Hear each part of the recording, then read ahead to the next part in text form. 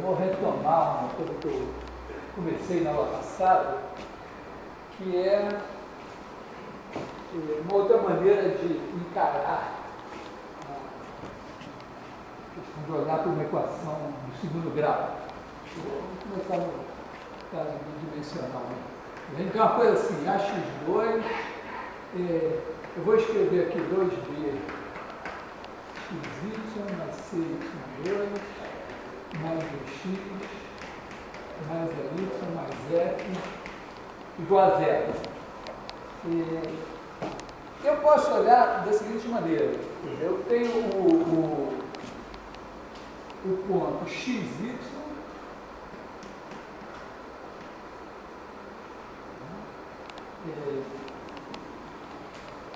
que é um parabenado, eu estou em R2, mas eu penso como um ponto do plano. Então, eu vou pensar assim, chamar XY de W. Tem uma razão para isso, quer dizer, tem um nível de abstração aí, que é, retomando aqui, tem um nível de abstração que é o seguinte: quando eu chamo XY de W, não é inocente, porque quando eu penso no W, ele não precisa das coordenadas, ele tem uma existência como ponto do plano, como vetor, sem coordenadas. E como minha experiência que agora diz que eu vou precisar mudar as coordenadas, se eu já penso o cara sem coordenadas, significa que eu vou atribuir as coordenadas, criar as coordenadas. Então, primeira coisa eu vou pensar assim, mas vamos olhar para isso aqui, antes de botar o dado, vamos olhar para isso, e vamos olhar para esse pedaço aqui, ó, ele pode ser escrito assim: AB, BC, essa é a razão do 2B,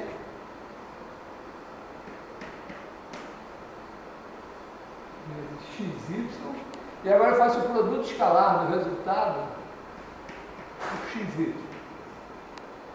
Então, aqui na primeira coordenada, você vê que vai ter AX mais BY vezes X, então tem AX2 mais BXY. Na segunda, você vai ter BX mais CY, multiplicado por isso, vai ter outro BXY mais CY2. Essa parte daqui é simples, você bota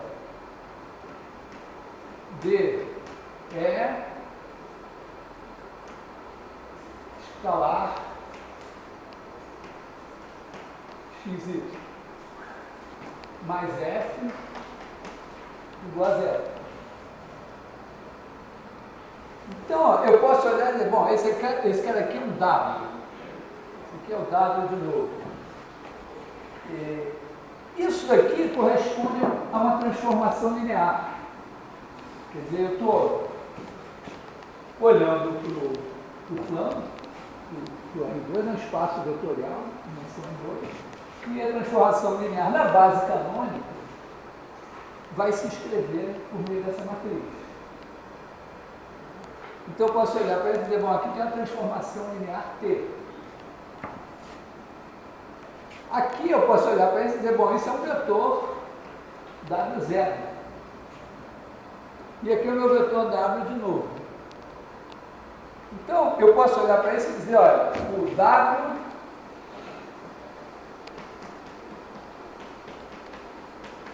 satisfaz T de W escalar nada, que escrevendo tudo escalar de outra maneira aqui, mais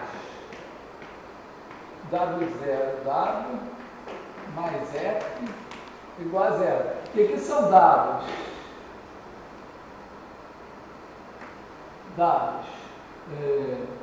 T, transformação linear. W0 vetor e F número. E eu não estou mencionando coordenadas.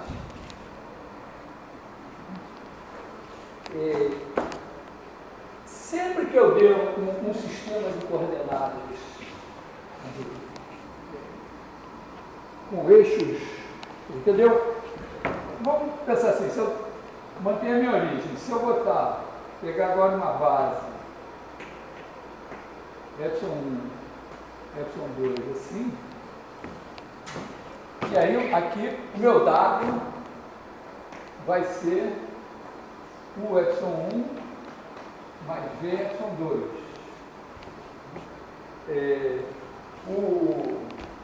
O T de epsilon 1 vai ser alguma coisa escrita em termos de epsilon 1 epsilon 2. Então, posso botar assim, A11 epsilon 1 mais A21 epsilon 2, o T de epsilon 2, A12 epsilon 1 mais A22 epsilon 2. E aí o T de W, escalar dado, vai me dar uma coisa enorme assim, né? Mas, no final das contas, vai me dar A11, A21, A12, A22, vezes U, V, escalar o V, escrito nesse sistema de coordenadas em que aqui o produto, como esses caras são supostamente epsilon 1 igual a 1 igual a epsilon 2 e eles são ortogonais, então o produto escalar, quer dizer, as coordenadas de qualquer vetor nessa base aqui são dadas pelo produto escalar. De qualquer maneira, bom, isso aqui vai me dar exatamente, vamos dizer, a rigor eu deveria fazer essa conta assim, pegar aqui o epsilon 1, substituir isso, quer dizer, certo? Aqui, ó, T de W é igual a T, vai ser U1 T de epsilon 1 mais U2 T de epsilon 2. Então eu substituo T de epsilon 1 aqui, T de epsilon 2 aqui, com essas coordenadas. O que são essas coordenadas? São exatamente essas coisas aqui. Então isso aqui vai me dar U1, quer dizer, escrito nesse sistema de coordenadas, o T de epsilon 1 vai ser... E o V? E o V? Hã? Que agora já... E o V? V? V? Era U e V. Desculpa. Eu estou aqui usando o U e V. Oi. Vamos voltar ali no T de W, que ele está representado por quem agora? Quem é o T de W? O W, nessa base, é esse aqui. Então, o T de W vai ser U, se eu fizer aqui, T de W é T disso daqui. Então, vai ser U, T de epsilon 1, mais V, T de epsilon 2, porque T é linear. Agora, se eu pensar em coordenadas, né, quer dizer, o T de W vai ser o T de epsilon 1 é A11 epsilon 1 mais A21 epsilon 2. Então, nessas coordenadas, ele é assim. Mais V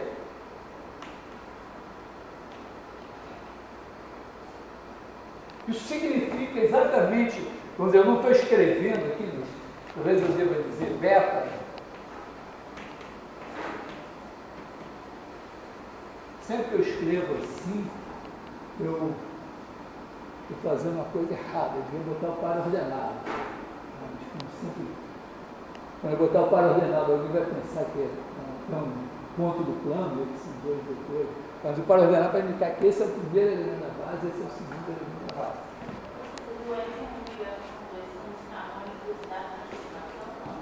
Não, eles em princípio têm nada a ver com a transformação. Quer dizer, eu peguei eu estou pensando assim, já que o meu W satisfaz isso aqui, eu vou escolher uma base ortonormal qualquer, Eu pego epsilon, epsilon 2 da minha base, eles são ortogonais e são unitários.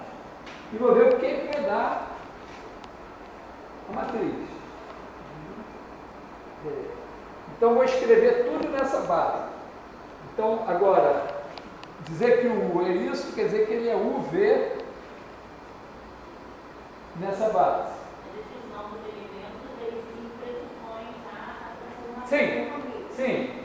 Digamos que eu tenho a transformação, mas eu estou pensando assim, eu tenho a transformação, mas estou pensando abstratamente. Esqueci que ela é dada. Eu sei que na base canônica ela é dada por essa matriz. Mas numa outra base qualquer vai ser uma coisa assim. Esse aqui é o T de dado. Quando eu fizer escalar dado, eu vou botar um V. E isso aqui é a mesma conta, né? Isso aqui é o mesmo A11, A21, A12, A22, vezes o V, escalar o V. O dado é o meu, vamos dizer, está aqui o dado. Dado. Aí tem coordenadas no V. A U aqui, V aqui. Então, vai sair isso aqui. Isso aqui vai me dar A11 U quadrado mais A12 mais A21 o V mais A22 V ao quadrado. Se eu fizer a conta, vai dar isso. Porque o produto escalar, como é uma base ortonormal, o produto escalar, né, vai significar multiplicar coordenada a coordenada e somar.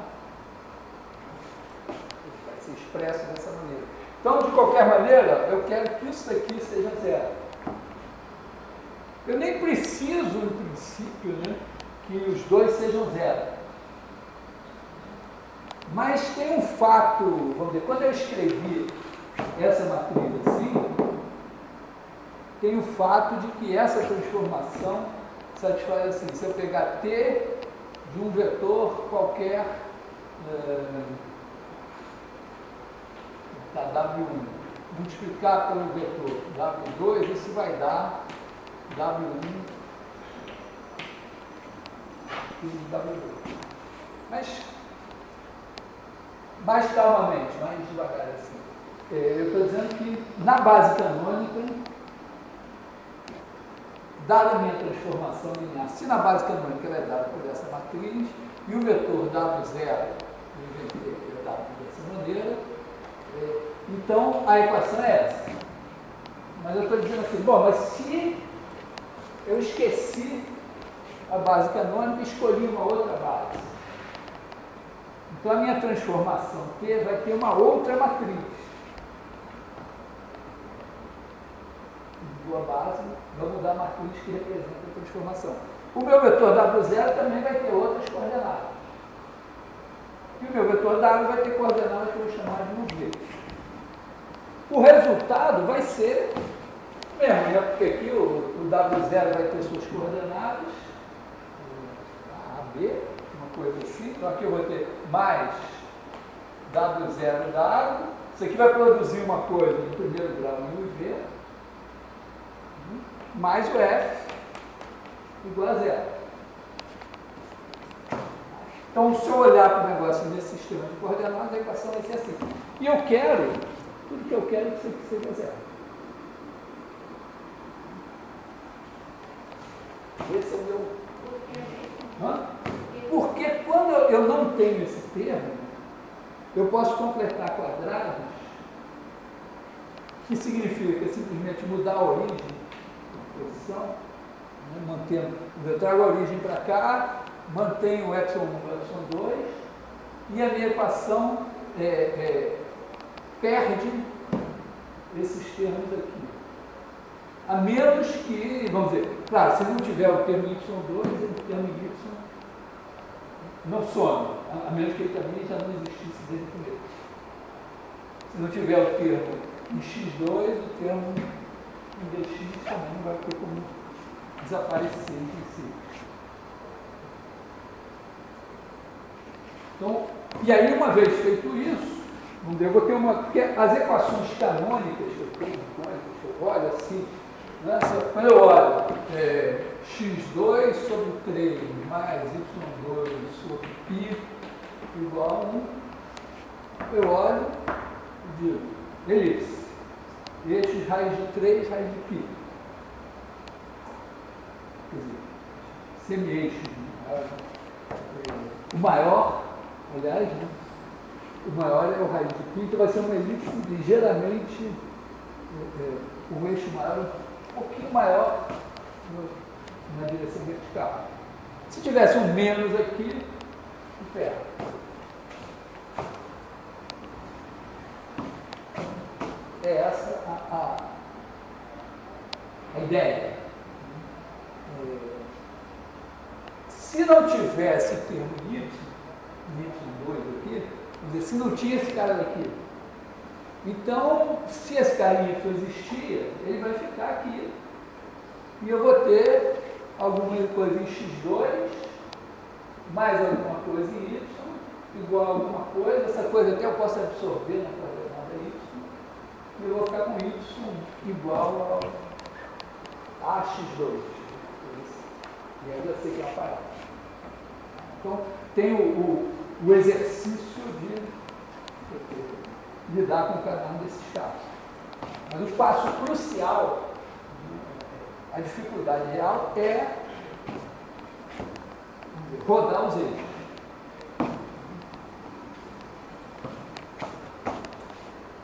Bom, então, a minha questão é a seguinte, eu quero saber o seguinte, eu tenho uma transformação linear dada por uma matriz assim. Eu quero saber se eu consigo uma base ortonormal tal que a matriz dela tem essa soma aqui igual a zero. Eu vou, devido ao fato de que eu peguei, distribuir esse termo aqui igualmente nessas duas entradas, eu vou conseguir mais, eu vou conseguir uma base ortonormal tal que esses dois caras são zero.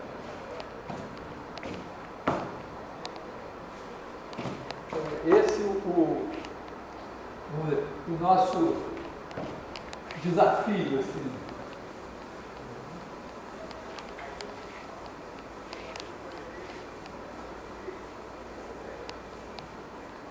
O que significa isso? Significa que eu tenho T de R2 e R2 linear.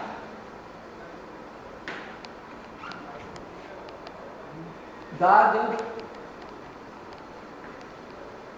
por AB, BC. Basicamente.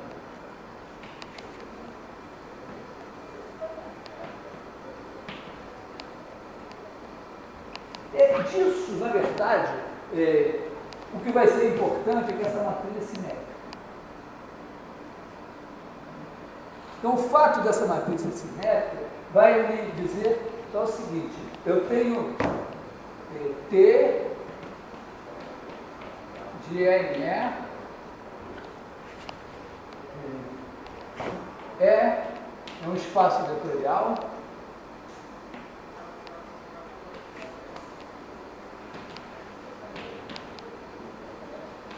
real significa que os escalares são números reais. Com produto interno.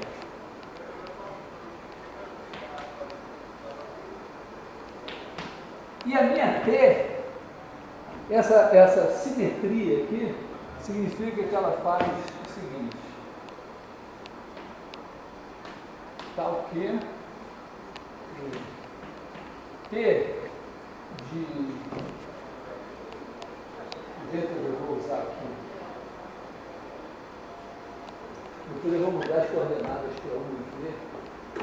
Eu acho que eu vou começar a usar coordenadas x1, x2. Vou mudar aqui.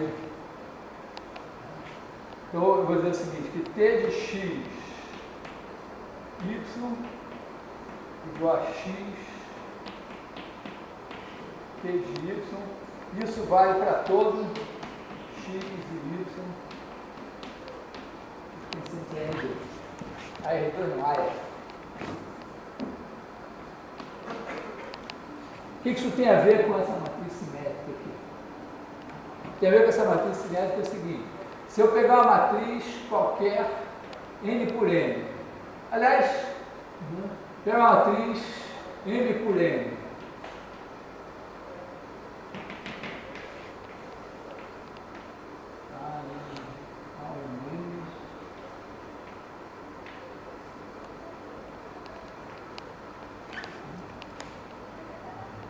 aí pega, faz o seguinte, multiplica isso aqui por um certo x, x1, xn, e o resultado você faz o produto escalar por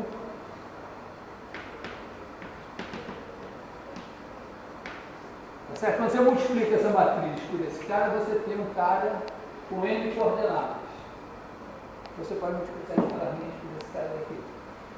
Então, que é o que a gente faz aqui. Aqui a nossa matriz é quadrada. Mas o que eu vou falar não depende de matriz ser quadrada. Estou dando um forte apoio à álgebra linear aqui. Então, olha só, isso vai me dar aqui, quando eu multiplico esse por esse, vai me dar A1x1 mais A1m xn. Aí eu vou pegar esse cara e vou multiplicar por y1. Etc, etc, etc. Aí aqui eu vou ter AM1 x1 mais AMN xn. Aqui é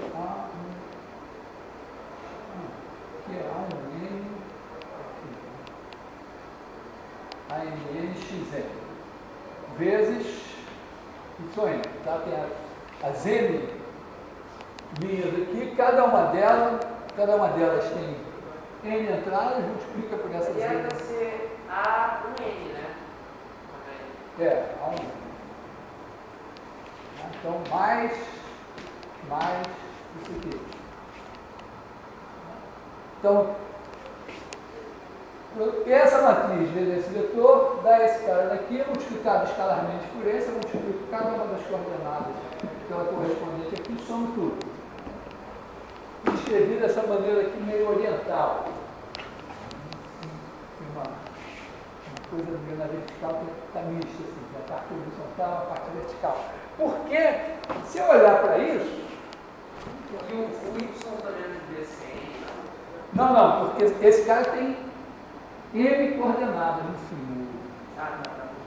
Essa M coordenadas você multiplica com cara M coordenadas.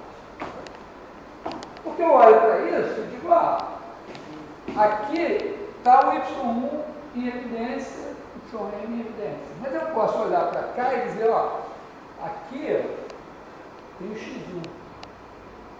Então eu posso olhar para isso e dizer, eu posso escrever assim, x1 em evidência, multiplicando por assim, o A11 y1 mais, vírgula assim, vou botar mais aqui, A M1 YN, depois eu boto X2, que vai estar aqui, etc. E aqui eu vou ter o XN em evidência. E aqui eu vou ter A1N Y1 mais AMN YN.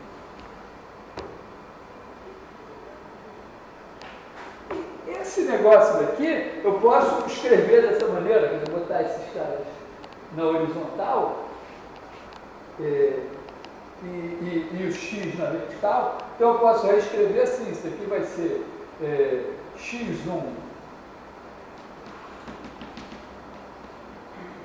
xn, agora aqui eu vou ter A1n, Y1, vou começar a ver.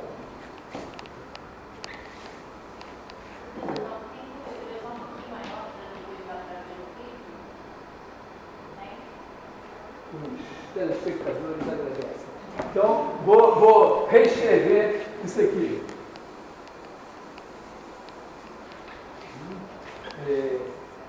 Se eu colocar esses caras em evidência e colocar o x1 em evidência aqui e fizer cada um desses aqui, eu vou ter o seguinte, eu vou ter o x1 em evidência, aí aqui vai sair A1, Y1 mais A M1 YN. Essa vertical aqui, que agora eu peguei o Y1 aqui, Y2, YN, está todo mundo multiplicando o X1. E agora, vou a mesma coisa até chegar aqui, eu vou ter o XN em evidência. Essa vertical aqui, veja, A1N Y1 mais ANN YN, que eu posso reler como produto escalar desse cara daqui por isso daqui, por esse daqui. Então eu posso reler como x1 xn escalar esse cara, mas esse cara aqui é uma matriz, né? Aqui tem uma matriz que é assim, né? AM1, agora ela tem M colunas e as colunas, né, tem N linhas. A1N,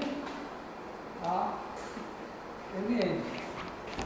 Isso aqui foi multiplicado por Y1,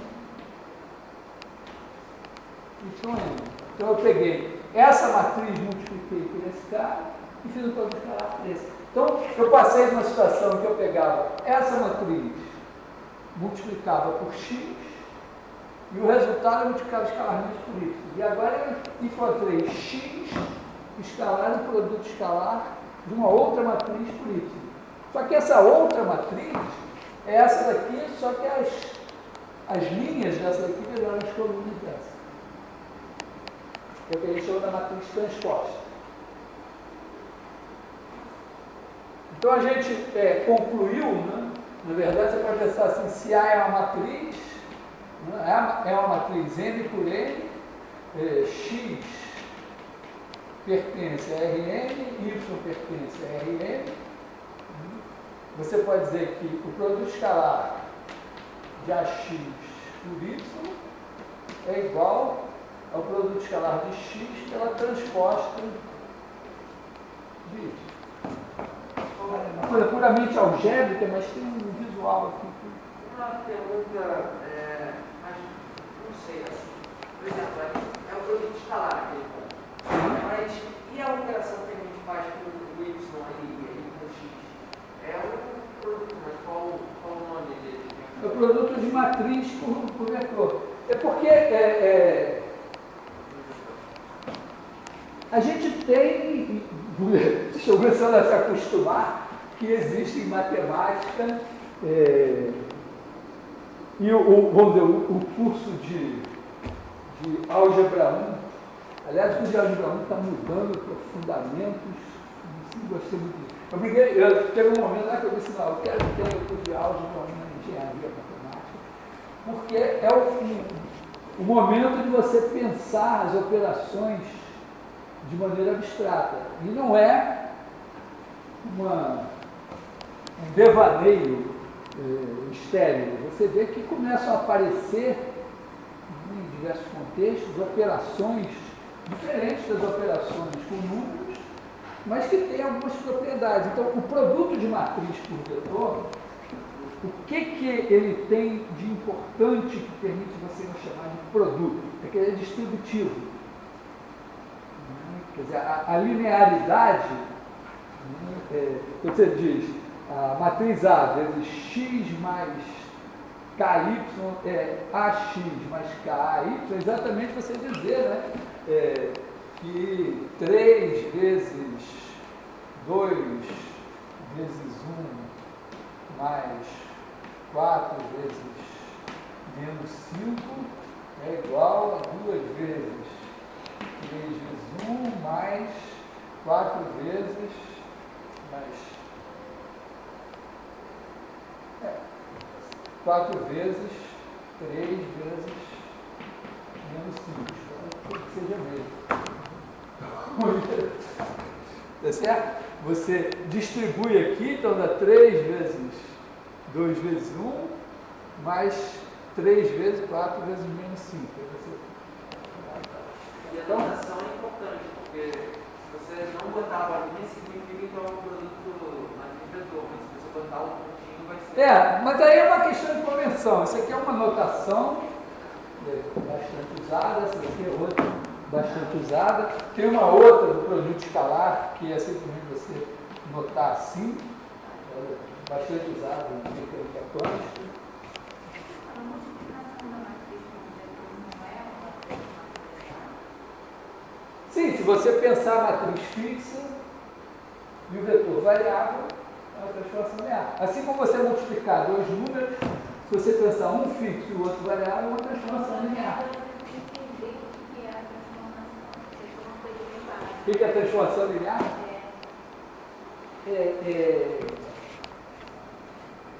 Bom, primeiro é isso, você tem operações.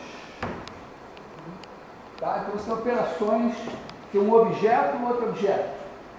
O caso mais comum é que eles sejam da mesma natureza, dois números, né, dois vetores, você faz o produto escalar, faz o produto vetorial, e aí sai o resultado.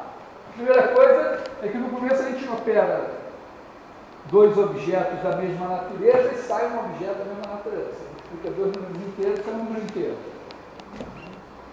Aí quando você faz o produto escalar, surpresa, você multiplica dois vetores e sai um número.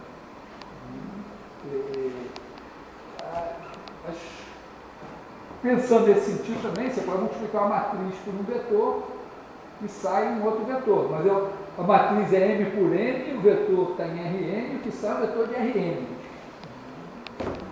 Mas de qualquer maneira você operou, a ideia é, você operou dois objetos e sai um terceiro objeto. Se você fixa um desses objetos, se essa operação é tipo um produto, ela tem essa linearidade em cada coordenada.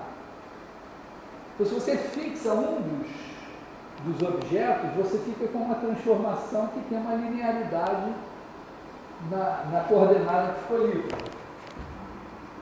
Então, é isso. Você tem, em princípio, um produto de matriz por, vamos dizer, a matriz N por N por uma matriz N por 1. Sai uma coisa, eu estou fazendo isso. Mas se você fixar essa e olhar para esses caras como vetores de Rn, ela é uma transformação linear de Rn em Rn. E a linearidade é justamente a distributividade, a linearidade do produto em cada uma das coordenadas. E aí você tem um pedaço de matemática inteiro dedicado a estudar esse tipo de transformação, porque, bom, no frigir dos ovos a gente consegue resolver sistemas lineares. A gente tende a jogar tudo para sistemas lineares. Quando você tem, sei lá, previsão do tempo. A previsão do tempo tem satélites, balões meteorológicos, estações meteorológicas coletando dados no mundo inteiro. Você não pode fazer uma previsão do tempo localizada, porque senão você teria que combinar com o vento de lá para cá. Então, você tem que ter um modelo global um monte de dados e dados e dados, equações. Imagina, você tem mecânica dos fluidos, tem a termodinâmica, tem o diabo envolvido aí, e você monta um modelo físico e no fim você diz, bom, então agora vamos dizer, dada a distribuição de temperatura agora, que na verdade eu conheço só agora e só pelos pontinhos que eu tenho, então é uma aproximação. Eu quero saber se vai chover domingo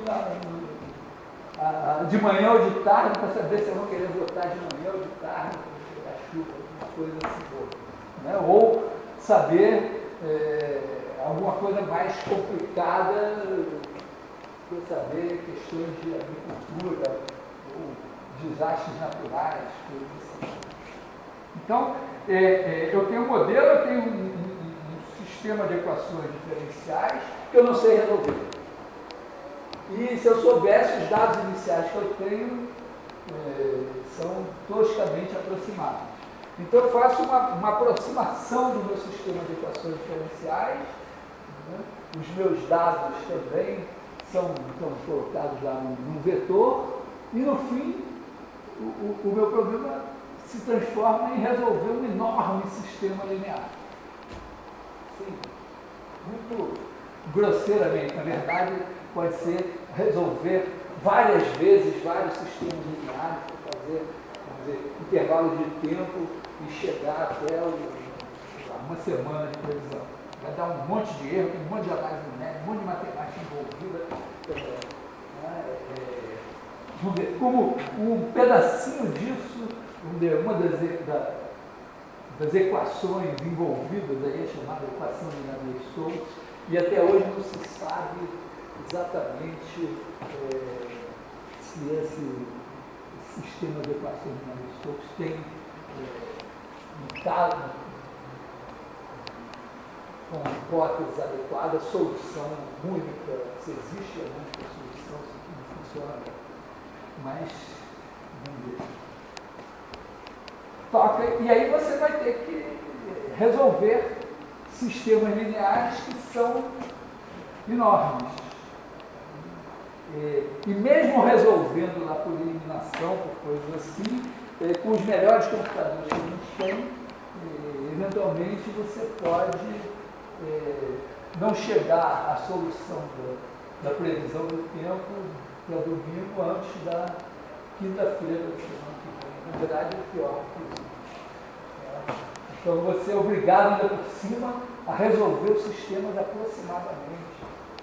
Enfim, tem muita matemática para chegar no sistema linear, e depois você chegou no sistema linear, você descobre que a coisa não é tão boa assim, você tem que fazer mais muita matemática para ter uma solução aproximada, razoável.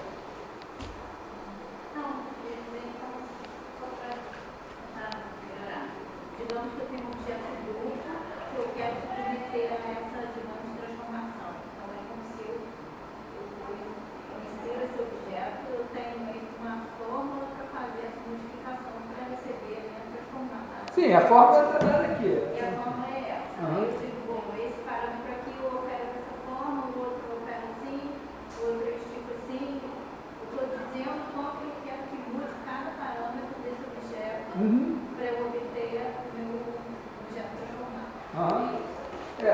Só que a gente, vamos dizer, tem um modelo visual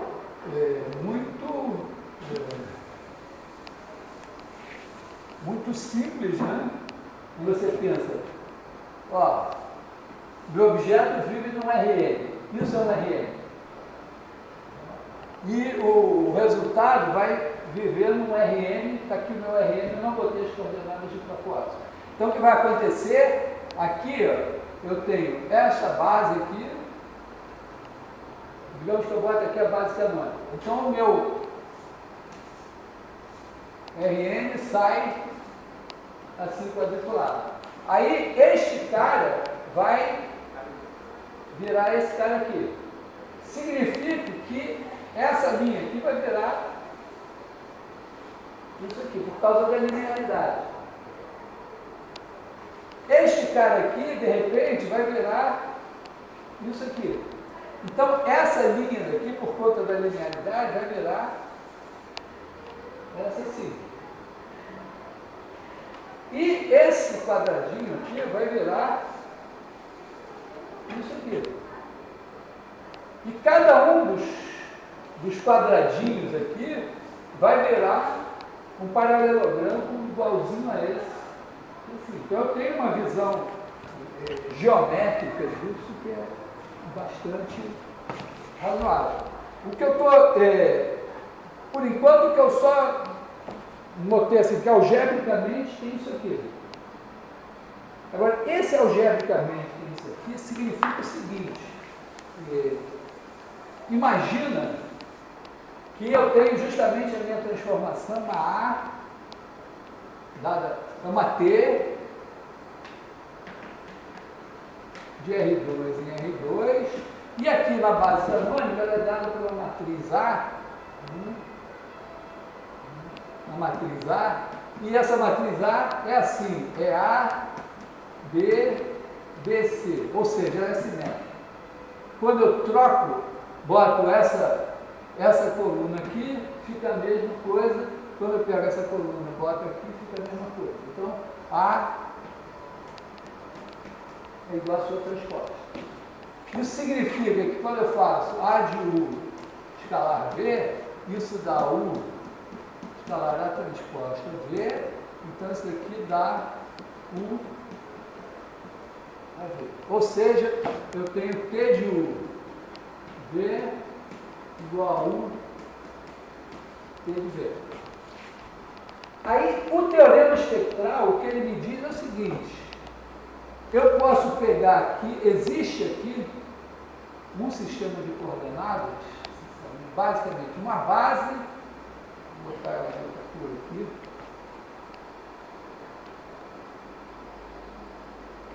uma nova base aqui,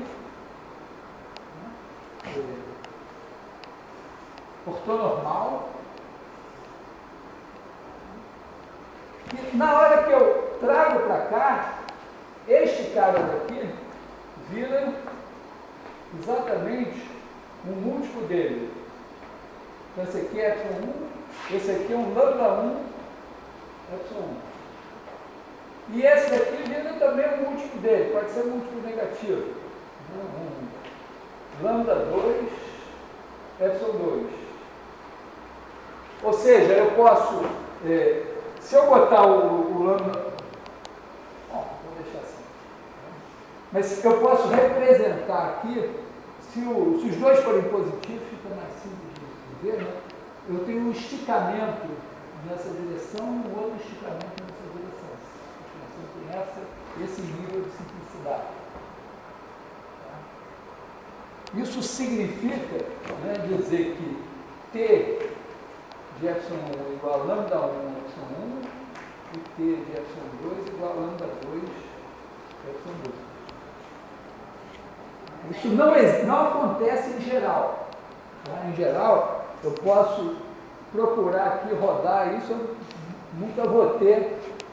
Tem uma coisa também bastante razoável, que é a decomposição em valores singulares. Mas nesse caso, qual foi a particularidade? Foi isso aqui. Então, o que eu estou dizendo é que tem o teorema espectral.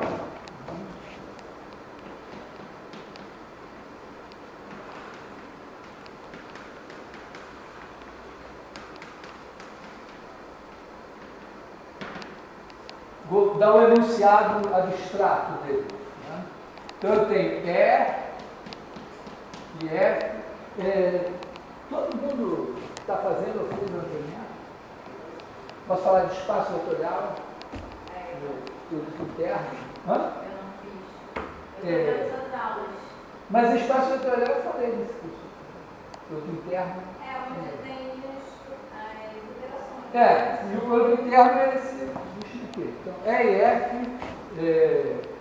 espaços vetoriais. Não, na verdade, é espaço vetorial.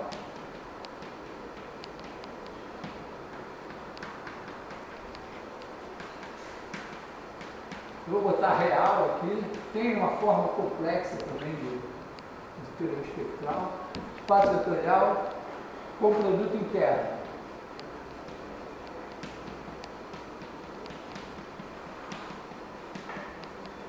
E T é linear.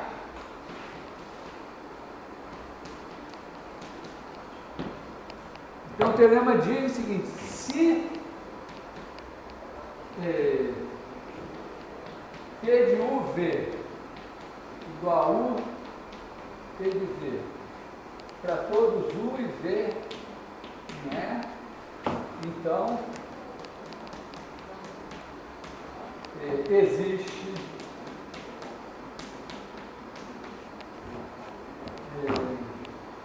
base ortonormal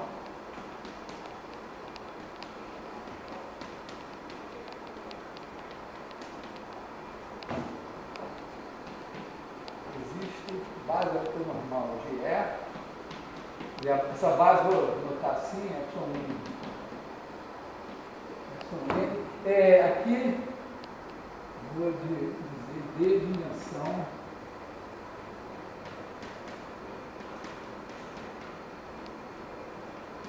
finita.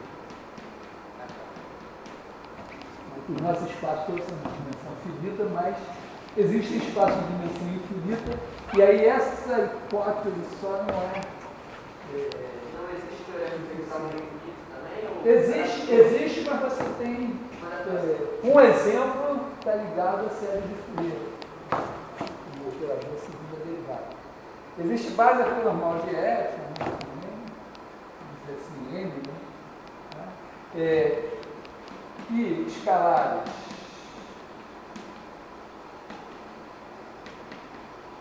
lambda 1, lambda n, tais que T de epsilon i igual a lambda i epsilon i. Ou seja, no nosso caso, pensando n igual a 2, né?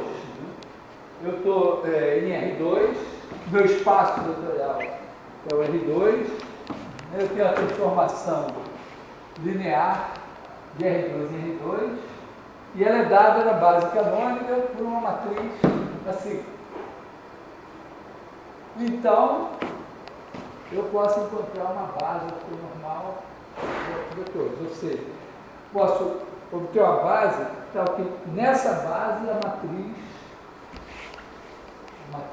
passa a ser lambda 1, 0, 0, lambda 2. Porque isso aqui é a expressão do T de epsilon 1. Como ele é lambda 1, epsilon 1, então ele é lambda 1, epsilon 1 mais 0, epsilon 2. E aqui é a expressão do T de epsilon 2. Ele é 0, epsilon 1 mais lambda 2, epsilon 2. E isso resolve os nossos problemas das quânticas. E como esse teorema vale em RN, resolve o problema das quádruplas e resolve um problema análogo se eu der uma equação do segundo grau em RN.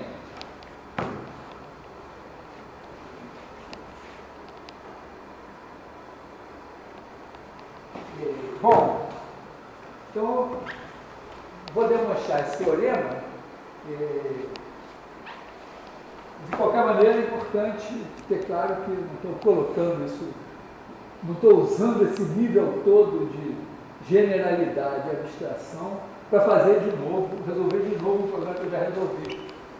É simplesmente dizer que esse problema que eu já resolvi, que consistiu em gerar os eixos. E aqui é isso, né?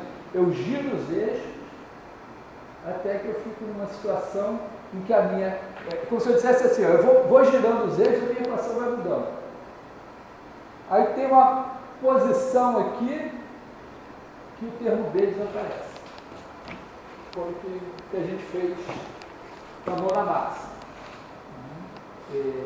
Agora, vamos ver, quando você está em RN, é mais complicado pensar, eu vou girar os eixos, será que eu consigo girar os eixos de tal maneira que de repente todos os termos, imagina, tem um N coordenado, x1, x2, xn. Aí tem um negócio lá que tem x1 ao quadrado, x2 ao quadrado, x1, x2, x3, x4, não sei o quê. E aí eu vou girando até que de repente tem uma posição que sobre os termos x1, x2, x2, x3, x1, x4, todos os termos desses mistos desaparecem ao mesmo tempo. Esse mais mágico.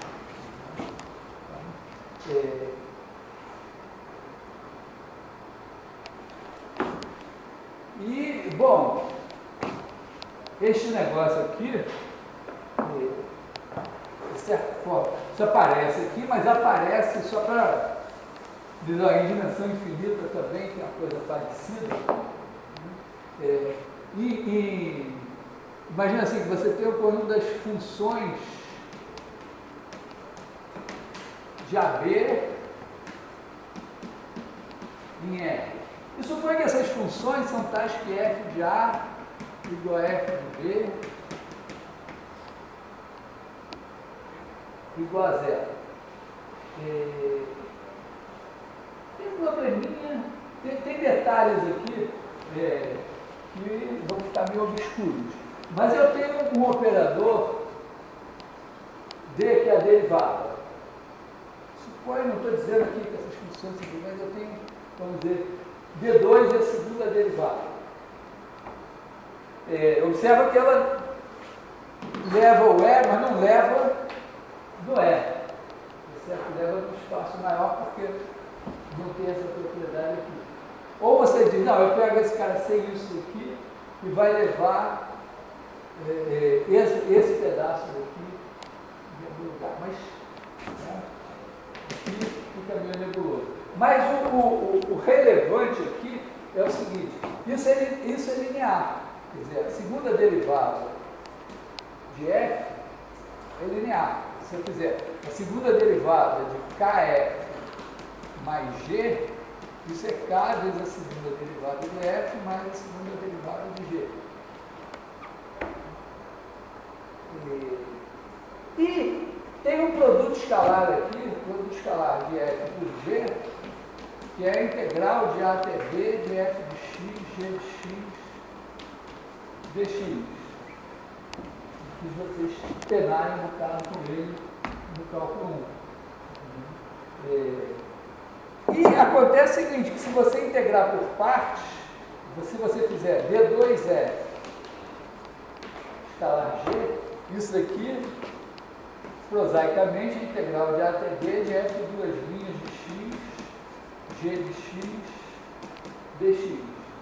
Aí você integra por parte duas vezes e usa o fato de que tanto f como g se anulam em a e em b, e isso daqui vai dar a integral de a até b de f de x, g duas linhas de x, dx, que é igual a f de 2g. E aí, por acaso, nesse aqui existe uma base ortonormal, que a gente geralmente só pega a parte ortogonal, mas se você pegar φn de x igual a seno de n de x, a norma não é 1, vamos pensar assim, a igual a 0, b igual a π, e fizer isso aqui, esses caras aqui, se você fizer a segunda derivada, φn de duas linhas de x é igual a menos n2 seno de nx, que é menos n2 nx. Então, os senos, a base de senos lá da série de Fourier, são autovetores desse operador aqui. Quando o Fourier fez, não existia nada disso. Nem foi ele que inventou. Mas esse negócio foi aparecendo, até que 100 anos depois do Fourier, disseram, o que está acontecendo aqui é isso. Tem um espaço vetorial com produto interno e tem uma base ortonormal de autovetores. Esse é um caso de dimensão infinita, para você ver que o fato de que isso não leva espaço nele mesmo e tal, faz a gente pensar que tem algumas questões teóricas a resolver para esse negócio que está infinito. Bom, mas vou voltar no R2. Então, eu estou em R2, então aqui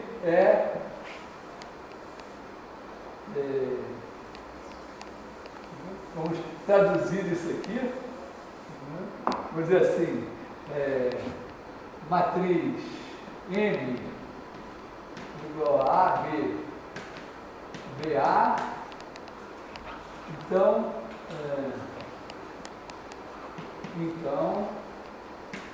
existe epsilon 1 igual a epsilon 1, se eu usar essa notação assim, e epsilon 2 igual a epsilon 2, tais que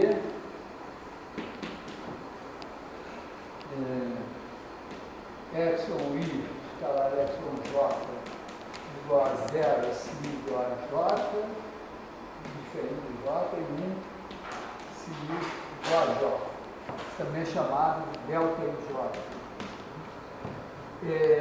E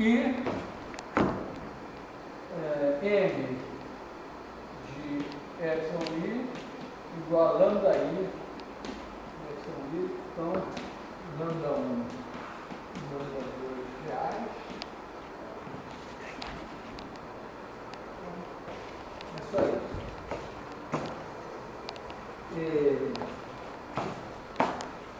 Tem uma maneira de fazer isso com o determinante. Que basicamente, vocês vão aprender na hora de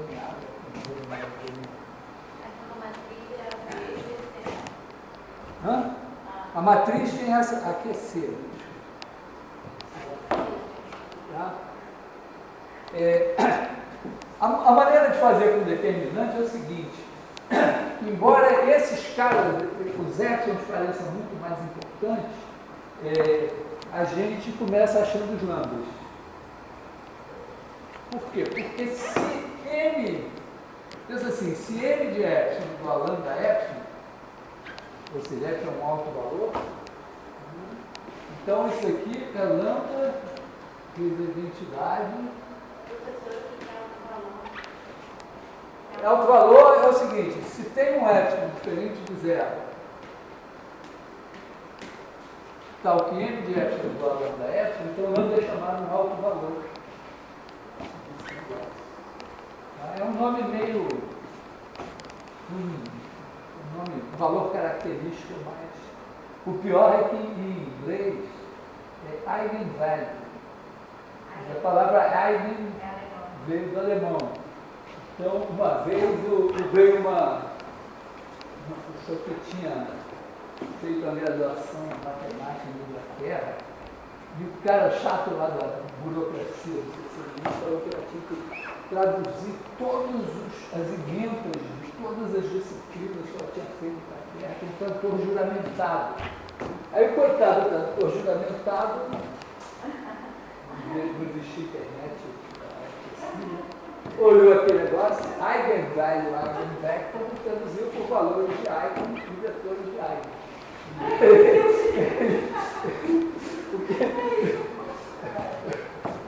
Mas, claro, é difícil. Tá, mas então o alto valor é o cara. Esse epsilon é chamado um alto vetor, tá? Um vetor característico. Significa a direção dele, só a reta em que ele está fica parada. Pode eventualmente esticar, encolher, virar ao contrário. Esse aqui você não pode deslocar ele. Não, deslocar você não pode ninguém. Como é vetor, o pé dele está sempre na origem. Tá? Ele não pode rodar, pode só esticar. Mas isso daqui, ó, se existe um cara diferente de zero tal que isso aqui significa que n menos lambda identidade, ou seja, a matriz, essa matriz aqui, que é AB, BC, menos lambda zero, lambda, essa matriz aqui, vezes epsilon, é zero. Vou pegar essa matriz aqui e multiplicar por meu epsilon, vai dar zero. Então, significa que essa matriz aqui, A menos lambda B, B, C menos lambda, tem algum cara aqui, diferente de zero, que ela multiplica e dá 0, 0. Então, ela não é. Se ela leva alguém diferente de zero em zero, significa que tem um eixo inteiro assim que vira zero. Ela pega o plano todo e transforma no máximo uma reta. Então, o determinante é zero. Então, o determinante de A menos lambda, B, C menos lambda é igual a zero. E no caso 2 por 2, é uma equação de segundo grau. A gente sabe achar os lambdas, os dois lambdas no máximo, para isso funciona. Dá uma sensação de, opa, beleza, então esse problema é simples. Só que, se for um sistema com um número inabordável de equações, se é uma matriz n por n que realmente é grande, calcular esse determinante para achar essas raízes. Bom, primeiro o problema é calcular o determinante, segundo achar as raízes. Mas, no caso 2 por 2, a gente sabe fazer. Então, tem algumas coisas, é claro que em princípio vai dar uma equação de segundo grau, pode ter duas raízes, pode ter uma só, pode não ter nenhuma. Então, neste caso aqui, esse determinante, repara que ele vai dar, a equação vai dar lambda 2, aí você tem menos A mais C lambda, mais AC menos B2 igual a zero. E aí, observa que a gente vai ter que olhar para A mais C ao quadrado menos 4 AC menos B2, que é igual a A menos C ao quadrado mais 4B2, que é sempre maior ou igual a zero. Tá? Porque aqui tem o 2AC menos 4AC dá menos 2AC, junto aqui vira isso. E só vai dar zero se A for igual a C e B for igual a zero. Ou seja, se a matriz for identicamente nula. Então, qualquer caso que interesse vai ter o discriminante não nulo e você vai ter duas raízes reais distintas. Então, você tem raízes lambda 1 e lambda 2. Lambda 1 diferente do lambda 2. Isto significa que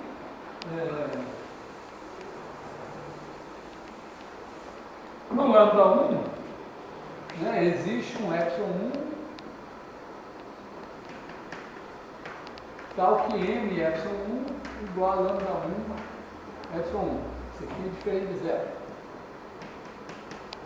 E existe um epsilon 2 diferente de zero, tal que m epsilon 2 igual a lambda 1. Qual é o lambda 1 e qual é o lambda 2? Eu posso ter não tem em princípio uma hierarquia, mas você pode dizer, não, vamos do menor para o maior. Assim. Na decomposição de valor de unidade, a gente tem uma hierarquia bem definida. Geralmente quando você está preocupado com numérica, com uma hierarquia. É muito comum você lidar com esse problema no caso em que todos os autores são positivos. E aí, bom, é razoável você dizer, então vou do menor para o maior. Até porque, dependendo que eles, se forem infinitos, ou vai tudo para infinito, vai para infinito ou vai para zero. Bom, mas tem isso aqui. Agora tem uma coisa interessante, é o seguinte, é que se esses caras são associados a valores distintos, eles forçosamente são linearmente independentes. Quer dizer, se você fizer A1, epsilon1 mais A2, epsilon2 igual a zero, tem um truque bonitinho, que é o seguinte, você, é que nem, é um truque de anulador, quer dizer, quando você tem caras, vamos dizer, se você sabe que você tem 3 vetores, é 1, é 2, é 3, ortogonais. Então, se você tem x é 1, mais y é 2, mais z é 3, e isso aqui é igual a v, se você multiplicar escalarmente por E2, você mata esse, isso aqui. Então, aqui tem uma maneira de matar esse ou matar esse. Vamos matar esse aqui primeiro. Se você fizer n menos lambda2 identidade e aplicar aqui, isso aqui é uma coisa linear, uma matriz. Então você vai ter n menos lambda2 A1 epsilon1 mais A2 n menos lambda2 epsilon2 igual a zero. Você aplicou uma coisa, o vetor nulo, essa aqui é o vetor nulo. Só que isso aqui dá zero. Então isso aqui morreu. E acontece que isso daqui vai dar A1, porque por definição, n menos lambda2 identidade, epsilon2 igual a zero. Dizer isso aqui é o mesmo que dizer isso aqui.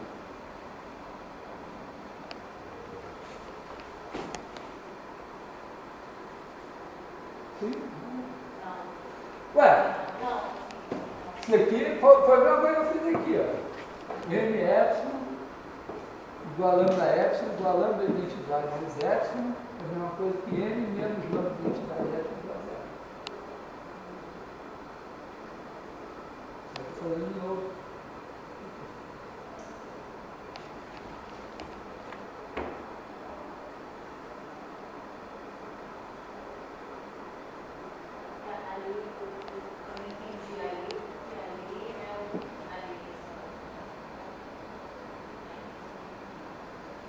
Tá? Identidade das epsilon, são vamos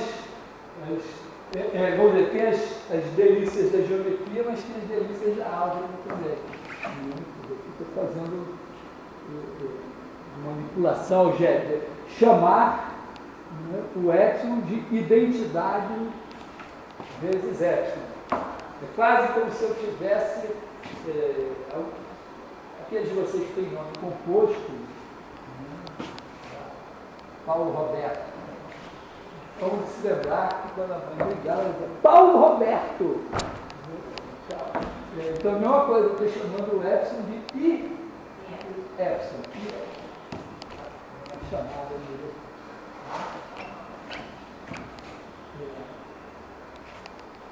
Então, é isso. Agora, isso daqui é uma transformação linear em uma matriz de epsilon, aqui é outra matriz de epsilon. Eu subtraio dos dois lados, tenho isso, e aí isso daqui ficaria para zero. Então, usei esse truque aqui. Quando você fez o lambda 1 e o lambda 2, você usou o mesmo epsilon? Não, aqui é genérico. Se para algum epsilon. Não, eu cheguei em dois caras. Então, esse lambda 1 tem um epsilon 1. E o lambda 2 tem um epsilon 2. Poderiam ser o mesmo? Talvez. Mas ocorre que, quando o lambda 1 é diferente do lambda 2, eu posso olhar para esses dois caras e dizer, imagina que tem uma combinação linear deles dando zero. Aí eu multiplico dos dois lados por m menos lambda 2 de identidade. M menos lambda 2 vezes identidade vezes zero dá zero. Esse aqui é o zero vetor. Mas m menos lambda 2 identidade vezes isso daqui vai dar A1 vezes isso daqui mais A2 vezes isso daqui. Agora, este daqui eu sei que dá zero. Esse aqui morreu. Mas esse daqui, ó, m epsilon 1 dá lambda 1 epsilon 1. E lambda 2 identidade epsilon 1 dá lambda 2 epsilon 1. Então, isso daqui vai dar isso aqui assim. Só que agora, lambda 1 e lambda 2, eu estou supondo que são diferentes. Então, esse número não é zero, esse número aqui tem que ser zero, porque senão esse vetor teria que ser zero e supostamente ele não é zero. Então, esse truque me permite dizer que o A1 é zero. Agora, eu aplico o mesmo truque com o lambda 1 aqui, mato o lado de cá e o lado do lado 2 é zero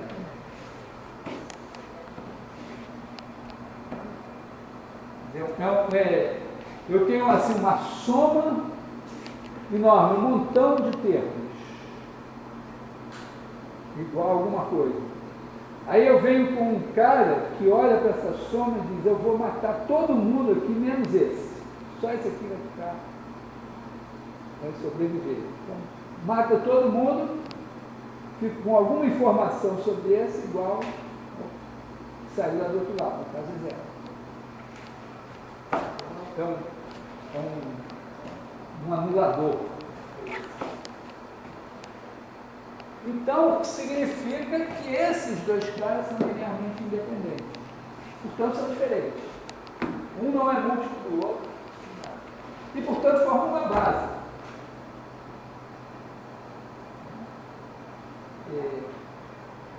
Portanto,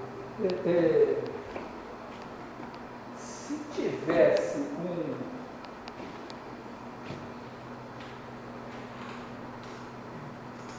Será que poderia ter um terceiro cara aqui? Se tiver um terceiro cara aqui, sei lá, imagina que eu tivesse agora um epsilon.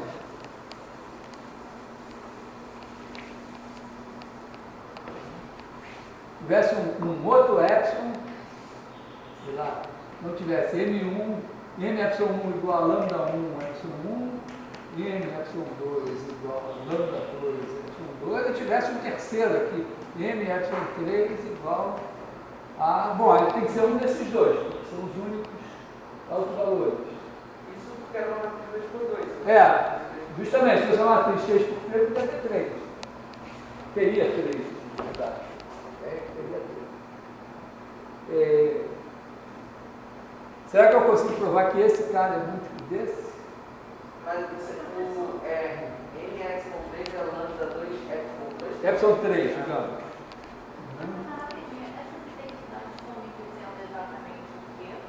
Não, eu estou preocupado com o seguinte, eu achei um cara aqui, um autovetor do lambda 1. Achei um outro do lambda 2. Só tem esses dois, lambda 1 e lambda 2. Mas será que eu posso achar um terceiro cara diferente? Não seja de combinação. Quer dizer, o epsilon 3 que não seja nem o epsilon, não seja nem múltiplo do epsilon 1, nem múltiplo do epsilon 2. Ele vai ter que ser a combinação linear dos dois. Quer dizer, epsilon 3 é igual a um certo A, epsilon 1 mais B, epsilon 2.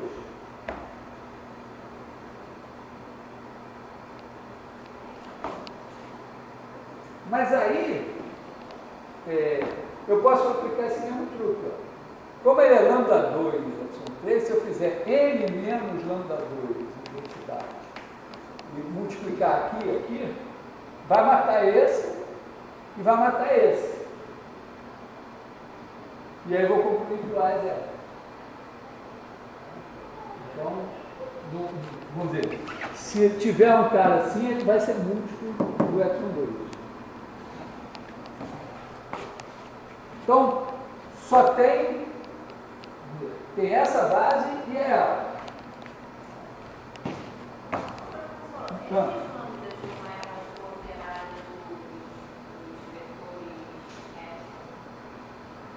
Que foi o lambda? As coordenadas daqueles vetores epsilon? Não, não são as coordenadas, eles são, se eu escrever nessa base, aí o epsilon 1 é igual a 1, 0.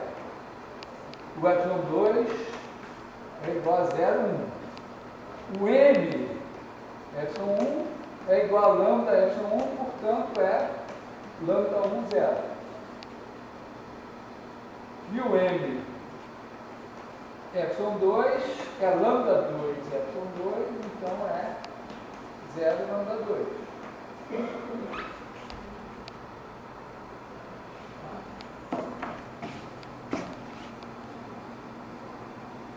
Então, isso resolve responder. É um teorema espectral de divisão 2. Mas aí mais para frente começa a ficar complicado. A dimensão 3, bom, vai dar um terceiro grau, ainda tem fórmula, e eu não sei. O quarto grau tem também. Do quinto grau em diante não tem assim fórmula de resolução que vai ficar. Então a gente tem que dar um jeito. O de dimensão 3 tem uma vantagem. Vai dar um polinômio terceiro grau e eu sei que ele tem uma raiz real, porque um polinômio terceiro grau uma raiz real. Então o que acontece em dimensão 3?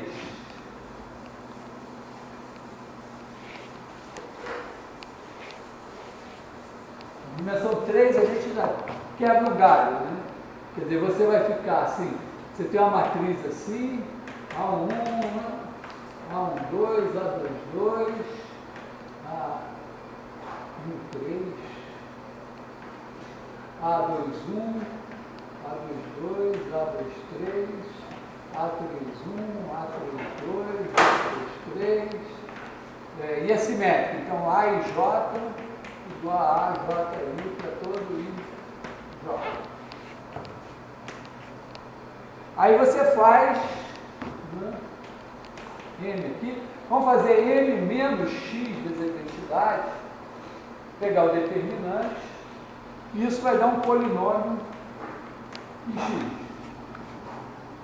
Tá? Então você vai pegar, vai dar isso aqui menos X, isso aqui menos X, isso aqui menos X, isso aqui vai ser M menos X de identidade, aí você faz o determinante aqui, tem aqueles produtos todos, mas sai termo em x3, termo em x2, termo em x, termo independente, dá um polinômio terceiro grau. Então tem uma raiz. Tem raiz, tem uma raiz, vou chamar ela de lambda 3. E aí?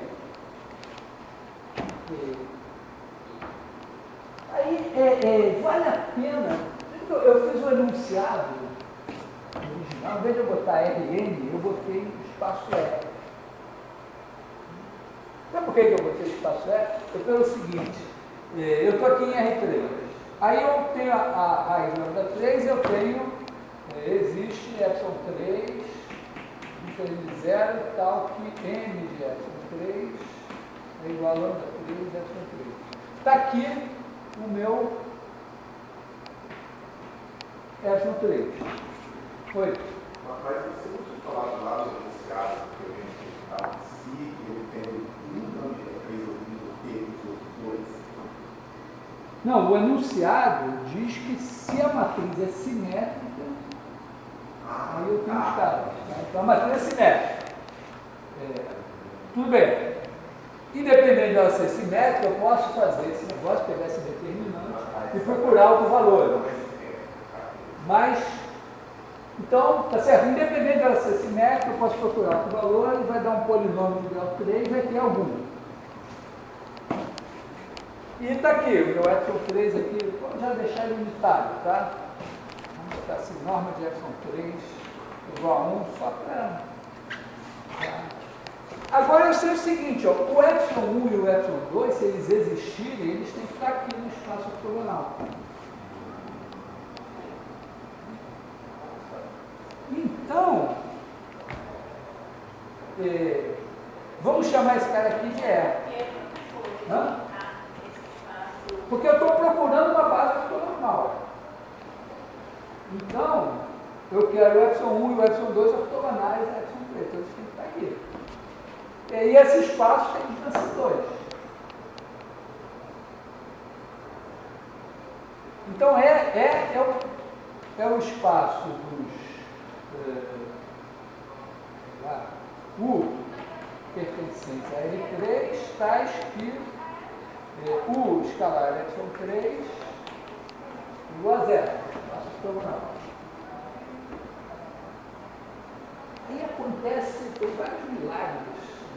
Uma coisa milagrosa aqui é o seguinte. Repare, se eu tivesse uma sorte, pensa o meu enunciado abstrato, se eu tivesse a sorte de ter, pega a transformação T de E em E, que pega cada U e leva em M vezes U. Na verdade,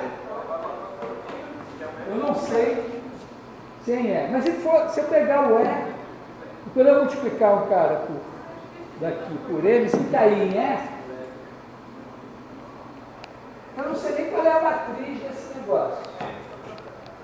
Mas, o que eu tenho é que T de UV com certeza vai ser U T de V, porque isso vale em geral.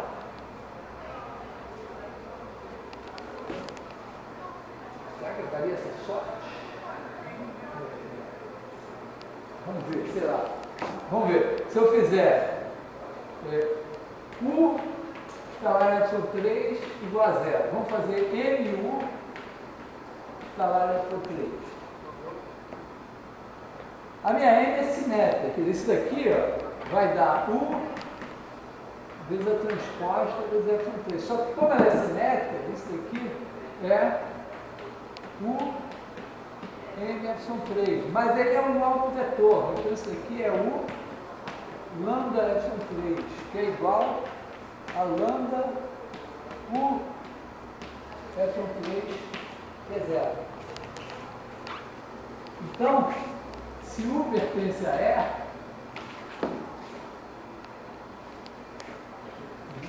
E, isso aqui, então M de U pertence a E. Quer dizer, eu posso olhar para essa. Eu posso pegar. Eu tenho o espaço epsilon 3, que é o vetor epsilon 3, pego o espaço ortogonal a ele, é um subespaço vetorial de R3, subespaço vetorial de R3. Não é um R2, não é o R2, é um subespaço de dimensão 2. E eu tenho uma transformação linear agora desse espaço dele mesmo, que não é dada por uma matriz 2x2, que eu fixei base, mas está dada por essa matriz 3x3.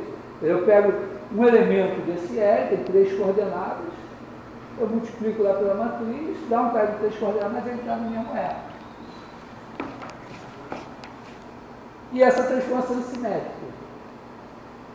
Então, se, na verdade, eu olhar para o meu teorema de R2 em R2 e pensar nele,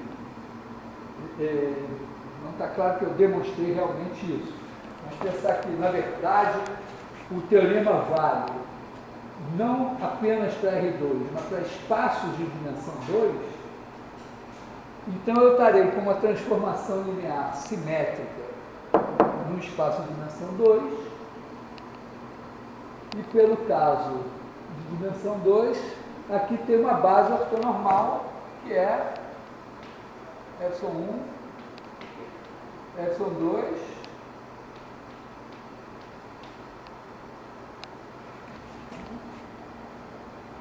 o M de ε1 é lambda 1 ε1, o M de ε2 é lambda 2 ε2, eles são unidades ortogonais, aqui são ortogonais a esse, então eu tenho a base ortonormal para R3.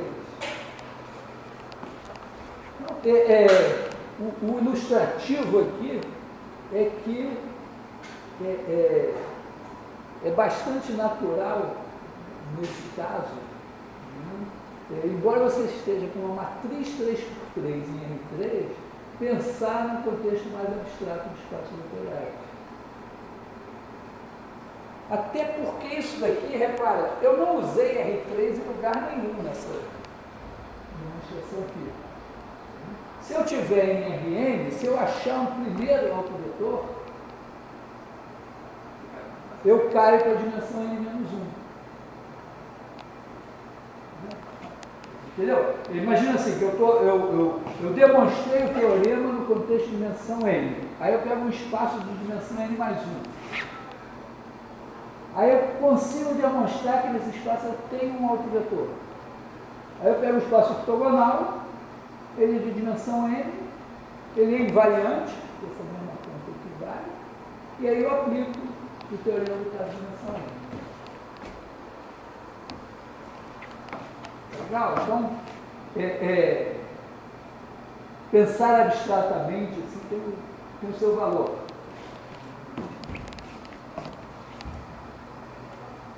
Interessante.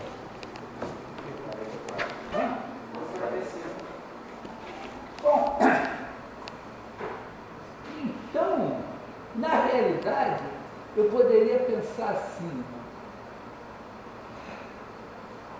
eu só preciso, na verdade, você ficar em dimensão, esse teorema de dimensão 1, não sei nada, porque a transformação linear do espaço de dimensão 1 dele mesmo, ou ela é identicamente nula, ou ela multiplica todo vetor por alguma coisa. Então, se eu conseguir mostrar que em qualquer circunstância eu tenho um autovetor, eu caio, faço a dimensão cair por causa da dimensão n-1. Então, quando eu demonstrei dimensão 1, em qualquer dimensão vai valer. Só que o que eu usei aqui foi que todo polinômio de grau ímpar tem raiz. Então eu não posso passar para R4 por esse truque. Mas tem um outro truque que é meio geométrico, é um truque de cálculo 2. Quer dizer, vou usar uma coisinha de nada. Pensa assim, pensa em Rn, vamos pensar em R2, tá? Eu tenho a transformação P de R2 em R2. Vamos supor que ela é de injeção, porque se não for, zero é outro valor. Eu só quero mostrar, vamos supor, simétrico. É que T de 1, escalar V, igual a 1, T de V, de V. Eu vou chamar esse cara aqui de L, para pensar de uma maneira mais geral. Porque, a rigor, todo espaço de dimensão n, com produto interno, é igualzinho ao Rn. Você escolhe uma base ortonormal e funciona que nem o Rn. Você pode fazer todas as contas em coordenadas. Mas olha só, o que tem de interessante é o seguinte, pensa que o R2 pega o círculo unitário. Aí você faz a transformação linear e vai virar uma elipse.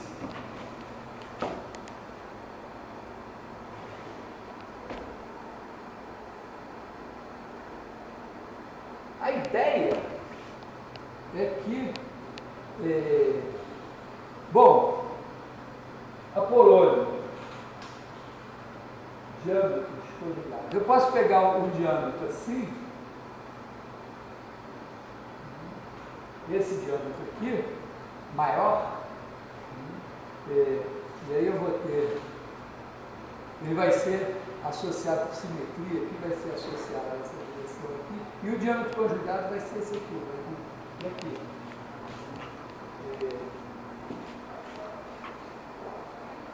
E, bom, deve ter esses diâmetros aqui, devem vir de coisa assim, mas não é evidente que vai ter vamos dizer, que esses caras têm a mesma direção daqui. Isso aqui é a demonstração da decomposição da valores singulares. Mas, se eu pegar o maior dos dois autovalores, se eu fizer assim, imagina assim, que eu tenha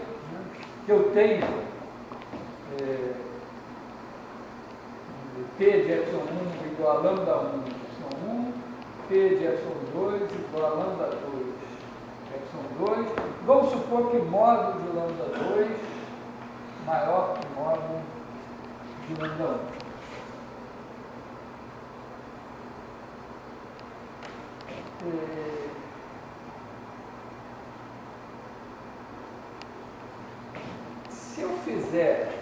Se eu pegar os vetores daqui, P de U,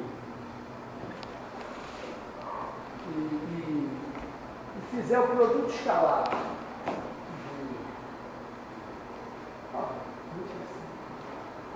mas imagina que eu faça a seguinte função, f de R2 em R, que pega cada vetor U e leva em P de U escalar U. Coisa meio assim, T de U escalar U. O máximo desse cara. Então, aqui tem um ponto de máximo. Digamos aqui onde não é a elipse, mas vamos olhar para essa função, e aqui tem um ponto de máximo dessa função. Na verdade, aqui vamos botar o lambda 2 maior que o lambda 1. Então, o que é? Quer dizer, esse cara daqui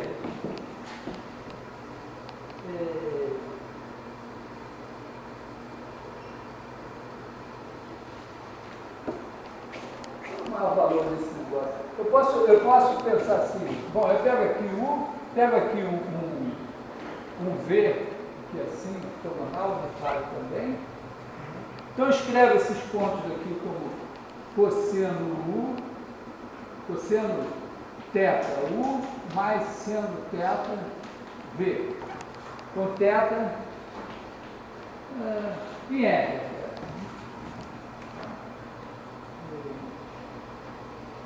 Então, se eu fizer agora, vamos dizer, se eu fizer a função G de θ igual a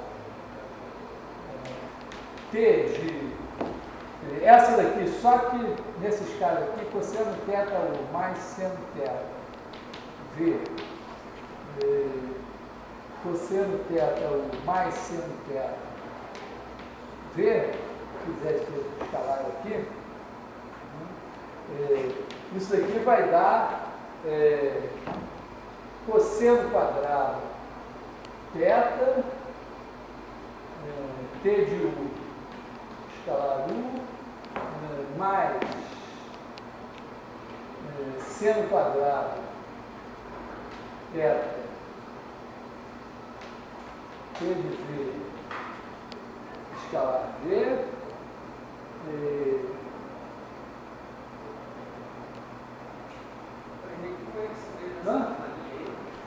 eu tô pegando o cara vivendo aqui, então na verdade vamos pensar assim, W, T de W, esse cara aqui vai ser o W.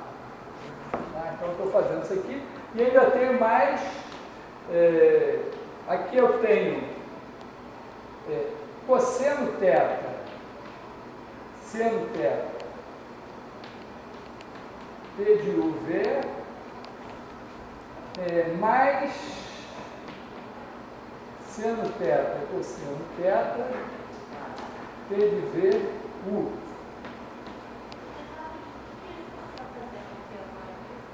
Eu tô procurando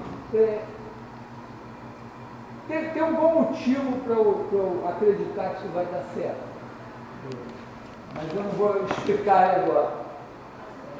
Eu estou simplesmente dizendo o seguinte: eu vou procurar o maior valor dessa função aqui no círculo unidade. Vai dar um certo U. Porque eu vou achar tá certo? Isso aqui, na verdade, θ está em R, mas basta que essa θ de 0 a 2π, vai repetir os mesmos valores. Então, no intervalo 0 a 2π tem um valor máximo. Para essa função aqui. Tá? Se eu pegar W, eu faço o θ variar e vou olhando os caras aqui, vou olhando o valor do produto escalar. T dele por ele. Que dá esse negócio aqui. Como, na verdade, o θ pode ser visto só de 0 a 2π, isso tem um valor máximo. Isso no máximo não lugar. Eu vou só observar que, como esse é igual a esse, eu posso botar um 2 aqui e tirar esse. Essa é a minha função. Porque aqui tinha um termo que era o termo T de U escalar V, mas tinha o termo T de V escalar U. Como isso aqui vai, eu falei os dois no T. Tá? Então, no caso, vamos dizer, se U é máximo em U. O U é o ponto de máximo. Então, o maior valor é em U. Se eu pensar essa função em R, ela tem um máximo em U. Mas U corresponde a θ igual a 0. Então, a derivada disso tem que ser anular em 0. G' de 0 tem que ser igual a 0. E G', bom, eu sei calcular G', né? Isso daqui vai dar 2 cosseno θ, né? Vai dar 2 cosseno θ, menos 2 cosseno θ, seno θ, alguma coisa, mais 2 seno θ, cosseno θ, alguma coisa, e mais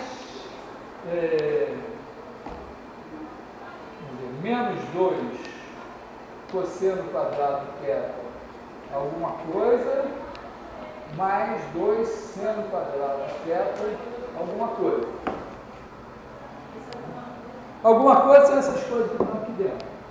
Só que, quando θ é igual a 0, o seno θ é 0. Isso aqui anula, isso aqui anula, isso aqui não anula e isso aqui anula. Então, na verdade, o 2 cosseno θ veio quando... aliás, aqui é mais 2 cosseno quadrado θ, aqui é menos. Né? Então, aqui, ó, eu vou ter 2 vezes cosseno quadrado θ, no caso, é 1, vezes esse cara, 2 vezes T de U escalar V igual a 0. Só que o V, para fazer essa conta, o V é ortogonal ao U.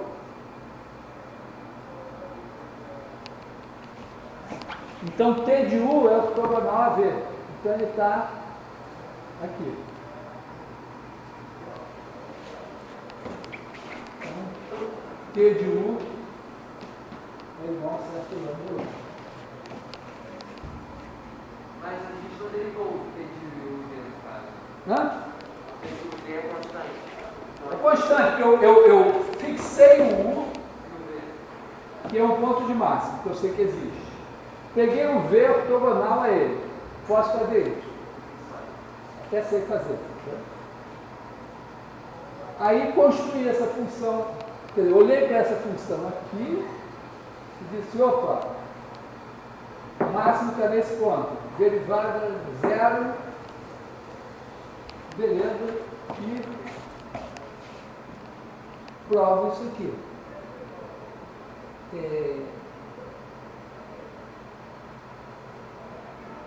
Tem um fato assim, né? É que na verdade, então eu usei, embora aqui eu pudesse fazer assim diretamente, mas eu usei que essa função atinge um máximo, né? Quando eu faço essa função, a função contínua, por quê? Porque T é multiplicar por uma matriz. Você pega o vetor, multiplica por uma matriz, dá umas coisas lá, um número. Aí você multiplica escalarmente pelo vetor, dá uma função contínua das coordenadas do vetor. Isso é contínuo do vetor. Tem uma função contínua, aqui essa rodelinha, que o círculo unitário, é um fechado limitado, a função atinge o máximo aqui. Então, tem esse máximo. Aí eu parametrizei, fiz essa conta e cheguei à conclusão que o ponto de máximo é um autovetor. Por quê? Porque o T dele, escalar V é zero. Eu estou em dimensão 2, então está aqui. Pode passar por ele, vai continuar. Isso é uma nova maneira de provar o teorema em dimensão 2. Só que isso aí eu posso fazer em dimensão qualquer. Tem um vídeo sobre isso, justamente, o vídeo 7. Eu vou mostrar. Vê como é que vai funcionar em R3, vai funcionar em Rn também. Pensa assim. Pensa aqui que fosse R3 em R3. Isso aqui.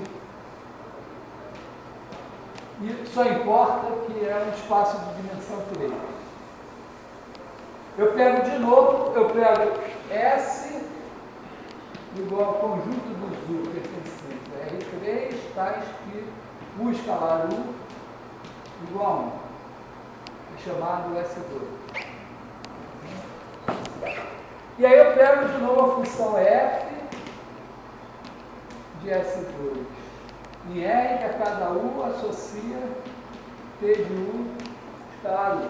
De novo, eu multiplicar a matriz por U, resultado do produto escalar, você vai fazer contínuo em U. A esfera é fechado, limitado, então fui lá, aliás, usando o teorema de Bolzano-Weierstrass, você mostra que tem um ponto de máximo. Então, atinge o máximo. Você está fazendo tudo isso para mostrar que tudo isso voltar para o caso? Eu quero mostrar que sempre, em qualquer dimensão, eu vou conseguir mostrar a existência de um autovetor. Que é tudo que eu preciso, que eu mostrei no raciocínio, né? Se eu tiver um autovetor, o subespaço ortogonal a ele fica invariante, e aí nesse subespaço vetorial eu estou numa dimensão menor, se eu aproveito do teorema para a dimensão menor, está resolvido. Então eu tenho que mostrar que tem um autovetor. Eu vou mostrar aqui. Então aí tem um cara aqui que é um ponto de máximo. Eu vou botar ele aqui assim, meu U. Aí tem um espaço ortogonal a ele. Eu corto aqui. Assim. Aí o que eu vou fazer? Eu vou pegar um vetor V qualquer aqui. E vou fazer a mesma coisa que eu fiz nesse círculo aqui. Eu pego V, ortogonal a U, unitário, e aí eu pego a função G de R em R, que a cada θ me associa F de cosseno θ U mais seno θ V. E aí a conta é a mesma, exatamente a mesma conta. Eu estou no espaço de dimensão 2, estou no círculo unitário, tem essa função aqui que tem a mesma fórmula da outra, ela atinge um máximo em θ igual a zero, a derivada é exatamente a mesma, e a derivada em zero é zero, vai me dizer que o produto escalar desse cara, do t desse cara por v, é zero. Então, G tem máximo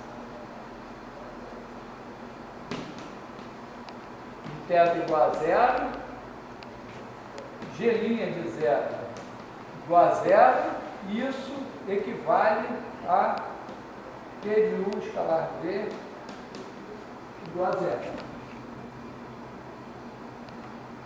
Mas se o U está aqui, o T dele é perpendicular a todos os caras desse espaço aqui, então o T dele tem que estar aqui.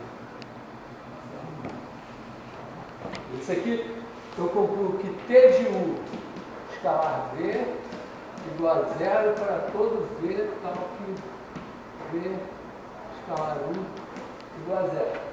Então isso implica que T de U igual a lambda U. E aqui eu não usei nada de polinômio, de determinante, nada. Isso, aliás, é um argumento que vem da demonstração de simulação infinita, que não tem determinante, o argumento é assim. Então a gente, vamos dizer, colocou num quadro totalmente abstrato, o que eu estou usando? Porque se eu estou em dimensão finita, o produto escalar, com dimensão n, então aqui bota agora Rn, Rn, Rn, S, n-1. Na verdade, você não precisa Rn, você pega um espaço de dimensão n. O que eu preciso nessa demonstração? Que quando eu pego o espaço de dimensão n, que é o produto interno, com a norma e tal, quando eu pego essa esfera unitária, ela é fechada limitada. Por quê? Porque esse espaço de dimensão n, ele é que nem o Rn. Tudo eu posso, ele é o Rn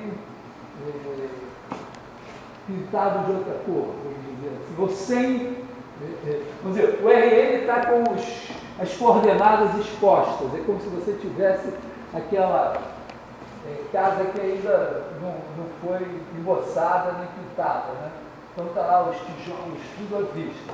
Isso daqui é o Rn que você escondeu tudo, então é um espaço vetorial de dimensão n.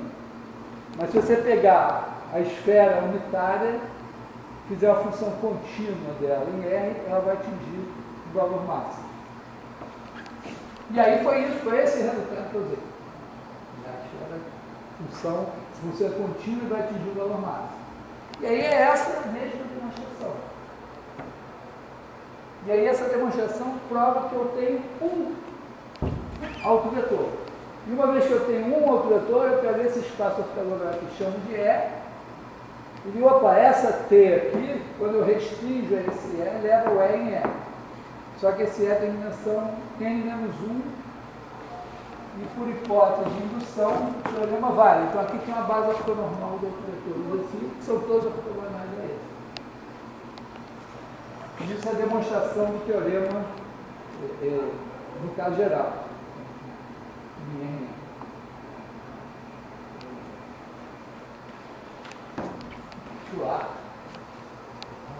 Inclui a dimensão, vamos ver, a demonstração de dimensão 2, a dimensão 3, e sem determinantes, mas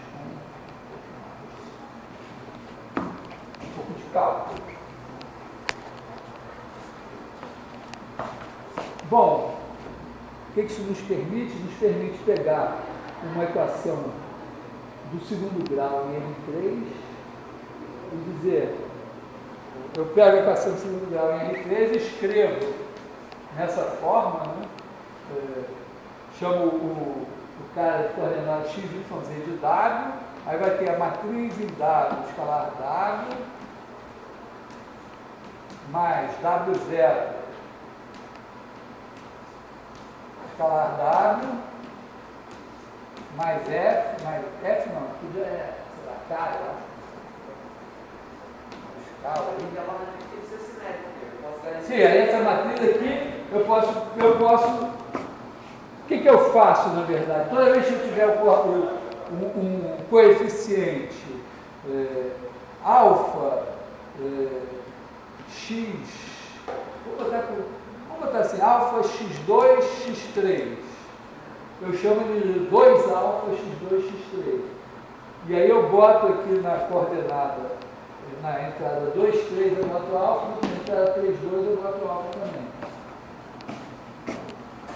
E aí vai tudo funcionar e a matriz vai ser simétrica. Aí eu uso o teorema espectral e ele diz, opa, isso aqui vai virar uma coisa assim, lambda 1, lambda 2, lambda 3, 0, 0, 0, 0, novas coordenadas aqui, y1, y2, y3. Então toda a parte do segundo grau vira lambda 1, y ao quadrado, lambda 2, y ao quadrado, lambda 3, y3 ao quadrado.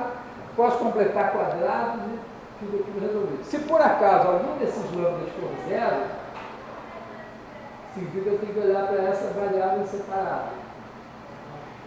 No fim, eu vou ter alguma coisa do segundo grau em y1, y2, y3 que não tem termos em y1 vezes y2, nem y2 vezes y3, nem y1 vezes y3. Se tiver o termo y1 ao quadrado, não tem o termo em y1. Eu juntei e matei. Se tiver o termo em y2, eu posso... tem o termo y2. Estou lá.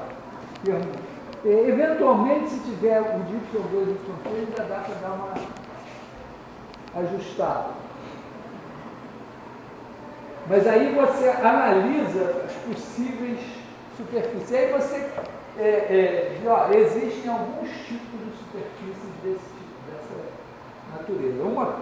Uma que tem todos os caras aqui positivos, lambda 1, lambda 2, lambda 3, tudo bonitinho, é o elipsoide, que é uma coisa do tipo x1 ao quadrado mais x2 ao quadrado mais x3 ao quadrado, que eventualmente você esticou e botou aqui um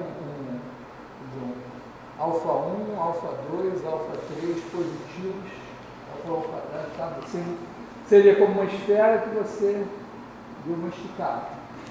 Eventualmente, os sinais aqui, vamos dizer, se tiver um sinal trocado, já é uma coisa assim. Aí você vai ter uma coisa que é um hiperboloide. E o hiperboloide você pode pensar originalmente como uma hipérbole que você rodou. E se você rodar assim, é o hiperboloide de uma folha. Se você rodar assim, é o hiperboloide de duas folhas. E depois que você rodou, você fez uma mudança de escala nos eixos.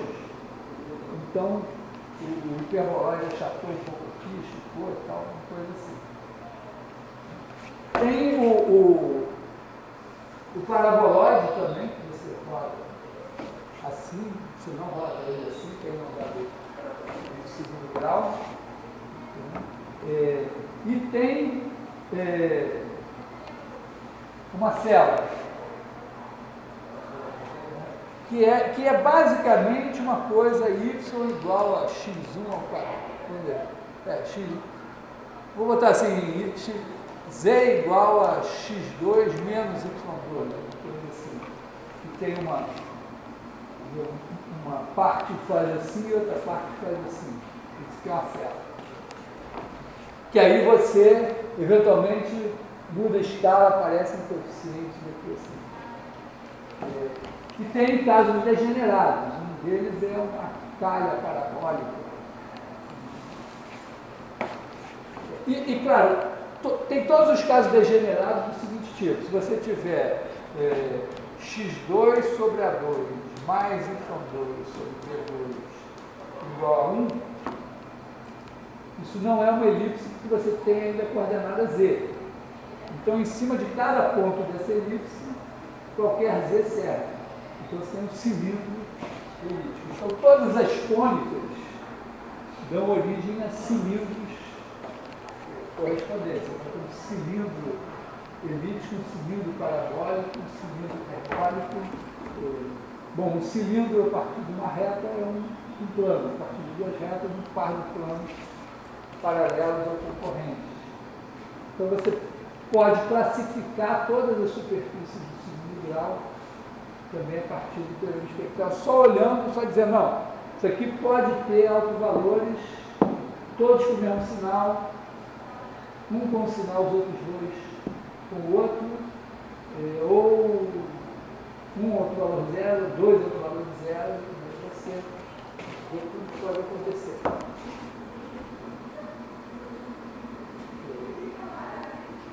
Eu acredito que no cálculo 2, a maioria fez isso já. Falou das quádricas. Né? Então, exatamente, todas as quádricas que ela mencionou vão cair nessa situação. Dá para você dizer que tipo de quádrica é. Você conhece a equação canônica daquela quádrica. Aí você, mudando coordenadas, rodando o eixo,